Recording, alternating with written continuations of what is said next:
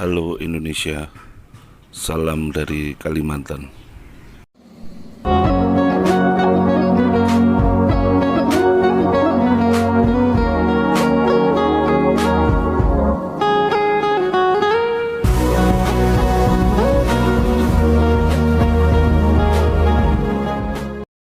Kementerian PUPR sedang menyelesaikan pembangunan pos lintas batas negara, PLBN, terpadu di Sei Pancang Sebatik, Kalimantan Utara.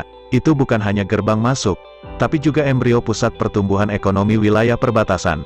Pembangunan infrastruktur yang dikerjakan Kementerian Pekerjaan Umum dan Perumahan Rakyat tidak hanya dilakukan pada kawasan yang telah berkembang, melainkan juga wilayah perbatasan, pulau-pulau kecil dan terdepan. Pembangunan ini untuk mendorong pemerataan ekonomi dan peningkatan kesejahteraan masyarakat di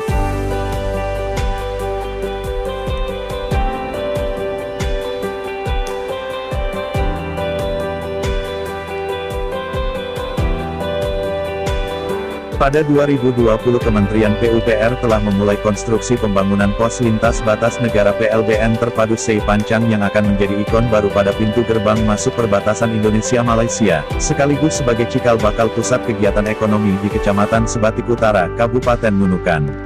Pembangunannya sendiri dikerjakan oleh Balai Prasarana Permukiman Wilayah BPPW Provinsi Kalimantan Utara Direktorat Jenderal Cipta Karya dengan kontraktor pelaksana PT Pembangunan Perumahan Persero. Untuk mendukung operasional pemeriksaan, juga dibangun serai cabin bagage, metal detektor tiketing, peningkatan kualitas jalan masuk dan keluar, trotoar, drainase, parkir kendaraan, jembatan selasar, dan pekerjaan mekanikal elektrikal dan plumbing MEP kawasan. Pembangunan PLBN Sei Pancang juga mengembangkan konsep infrastruktur hijau melalui penataan landscape, penanaman pohon, dan rumput serta roof garden untuk bangunan bertingkat. Bangunan PLBN tidak hanya sebagai gerbang masuk, melainkan menjadi embrio pusat pertumbuhan ekonomi wilayah yang dapat meningkatkan kesejahteraan masyarakat perbatasan, kata Menteri PUPR Basuki Hadi Mulyono, beberapa waktu lalu. Pembangunan PLBN terpadu Sei Pancang mulai dikerjakan sejak tanggal 24 Februari tahun 2020.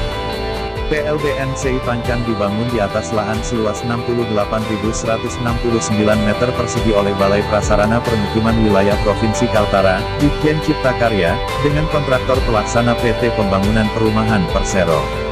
Pembangunannya terbagi menjadi zona inti dan zona pendukung yang meliputi bangunan utama setinggi 3 lantai seluas 5.613 meter persegi, mes pegawai setinggi 2 lantai dengan luas 1.904 meter persegi, dan Wisma Indonesia setinggi 2 lantai seluas 1.888 meter persegi. Selanjutnya untuk mendukung operasional juga dibangun tiketing dan selasar, tower air dan GWT, tempat pengelolaan sampah, jembatan, utilitas dan plaza, jalan dan pedestrian, serta pagar keliling. PLBN Sei Pancang juga mengembangkan konsep infrastruktur hijau melalui penataan lanskap, penanaman pohon dan rumput serta roof garden untuk bangunan bertingkat. Lokasi PLBN dapat diakses menggunakan speedboat dari Kota Tarakan dengan waktu tempuh sekitar 3 jam. Anggaran pembangunan PLBN ini dengan nilai kontrak awal pembangunan sebesar Rp226,18 miliar melalui skema multi-years contract, MYC, tahun-tahun 2020 sampai tahun 2021. PLBN terpadu Sei Pancang merupakan satu dari 4 PLBN yang dibangun Kementerian PUPR di Provinsi Kaltara. 3 PLBN terpadu lainnya adalah Long Midang dan Labang di Kabupaten Nunukan serta Long Nawang di Kabupaten Malinau.